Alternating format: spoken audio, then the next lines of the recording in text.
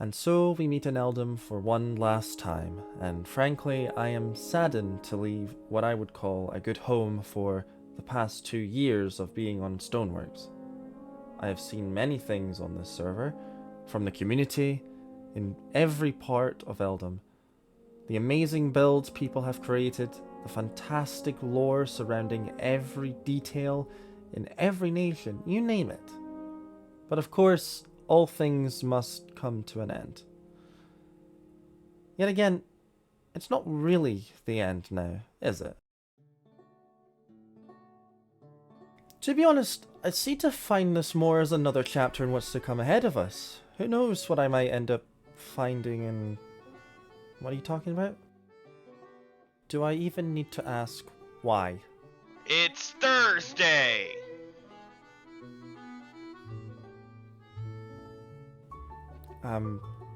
I think we can just move along from there.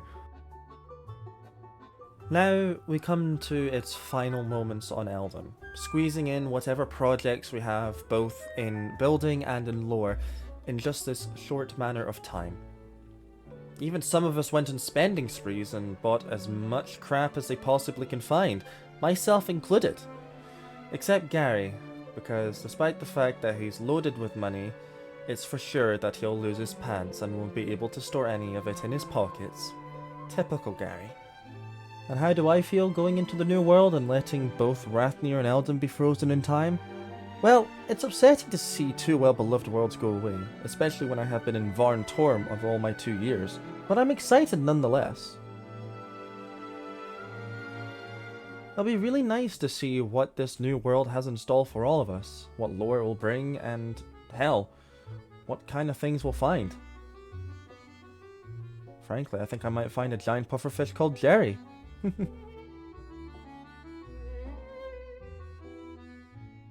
To put a quote on it, it's to boldly go where no man has ever gone before.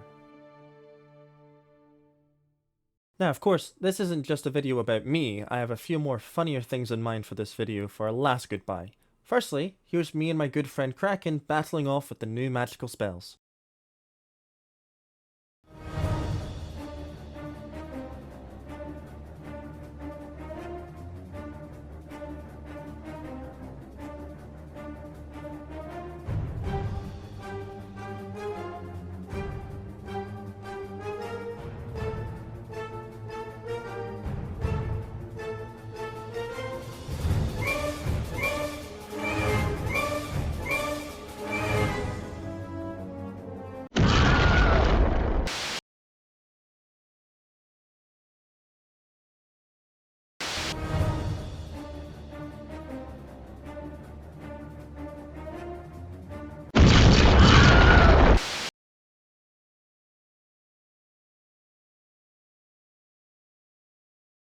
So we had fun with the magic, but the problem is that afterwards we got ourselves banned from using magic ever again in that town.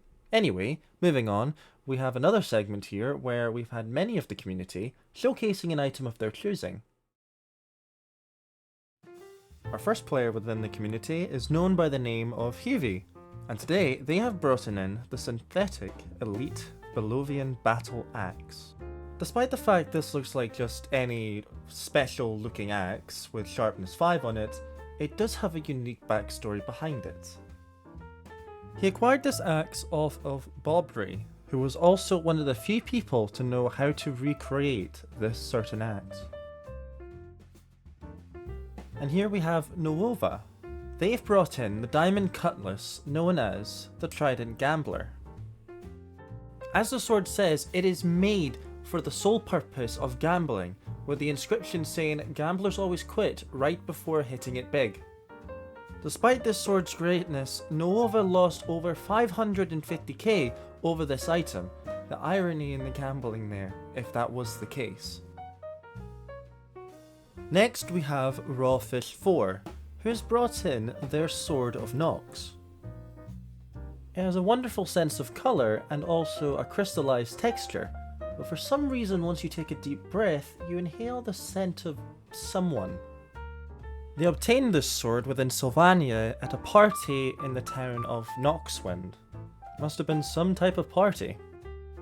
Next we have Seria Lovesong, who has brought in the most strangest of items so far, the fungus among us. Apparently, from sacrificing a nether star to the Dark Lord, this random fishing rod with fungus has managed to obtain knockback 5 of all things. Anywho, this item was acquired back in Halloween a few years ago, and I will say it does some serious knockback.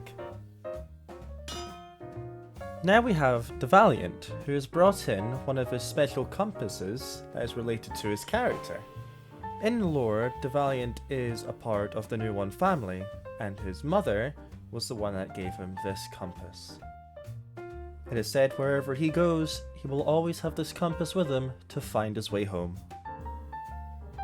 Next we have some royalty here with Blitz Comet 12, a previous king of Anglinia, and he's showing off his first ever shield. Only on his second day on being on the server, he received the shield during the Harp Rebellion. The shield was then later dubbed as the Shield of Isas. Finding out how old this shield is, I do question Blitz on if I should praise him, or if I should question the fact that he's still playing on this block game. Sorry Blitz. Now we have Adam, who has brought in his fork of all things. This fork, or a trident I should say, has only got these 2 enchantments on them. Not really the rarest of enchantments that you can find that helps this to be more useful. He acquired this fork, we should say, as a gift from a friend of his, despite the fact that this is a expensive gift, to say the least. Now we have Moth, who has brought in their lovely and quite disturbing withered flower. It was somehow found in an unclaimed town in between Astoria and Mayran, found in a random chest I assume. And when I asked them where they wanted to record, they decided to pick the most backrooms-like place ever. I was so lost in trying to find out where to go. Next we have Slippery Lad, who has brought in a devastation towards nature, the Swarm Virus. This biological disaster is combined with 3 different elements of the Overmind's Brain, Nethrine Spread, and Void Flowers. Yes, I probably did butcher the second one there, but try sleeping well tonight with a disaster something like this lurking around in someone's capable hands. And here we have Quill, who has brought in the Mushroomican Fork. And yes, it's another trident called a fork. Throughout the weapon's history, it has been passed along by 6 other players before Quill has his hands before it, recently been given by Darth Hawk. And when we talked about his weapon, he stated that he will not be the last person in the server to ever wield it in its history. And finally we What the hell is this item?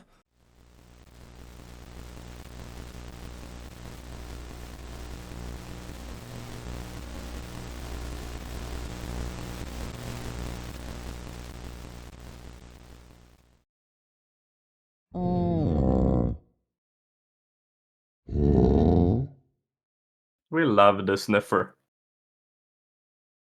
Out of all the stories of what I've heard from Stoneworks, the amount of lore, etc., etc., there's one player that I've heard recently that came to my light, and with the help from the friends who knew her best, they got together to talk about her. The best way I can describe Cupa was an overall positive person.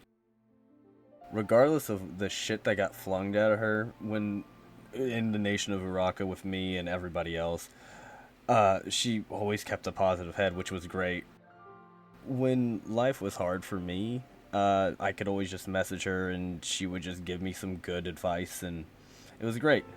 And then just useful overall, positive, never really talked much in VC. She did a few times, but like only to select people. But yeah, I'm glad to have met her, and you know, she's now part of the story of my life as well, because she's made a mark. Cupa was just special. She was an amazing person in general, and such a good builder in general too. She had like the island. I think my majority time was in Iraq or going up to her portal and just hanging out with her for hours. We didn't have nothing to say. We were just building. You know, I had my music in the background, but it's all those special moments with Cupa I keep, and I like to rethink about because I don't know, she was such a big part of my life in Stoneworks in general, and it's just, you know, it was just plain amazing. And I remember just playing Halo Infinite with her in PvP with me all the time. I had a great time with those two, but you know, and mostly, you know, Cupa was a big part. And I think if I could say to her now today is I miss you. You know, I miss playing with you in general because they're just amazing. She was an amazing person in general, and I miss her greatly as a person and as a player in Stoneworks. Even though she was just a helper, she was amazing. I am both hated and loved on Stoneworks, but I believe Cupa Creeper was loved by many, if not all. She had helped our nation get back on its feet in the past, and she had helped build its community back up, among the many other things that she contributed to the server, including the Jam plugin. So, when we heard the news of what had happened, we didn't want to believe it. But then it was confirmed of what had happened in her passing. We were all, well, distraught. Still, her legacy lives on, and we continue living in her memory. I have seen many memorials and little tributes throughout Stoneworks and Eldham, and I believe that she is in a much better place now. She was a good friend. Rest in peace, Cupa.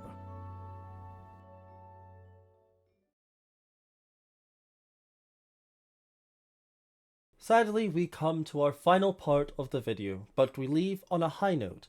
As we say farewell to Eldham and begin our new journeys into the new world, here is a compilation of the many places within Eldham. I hope you enjoy.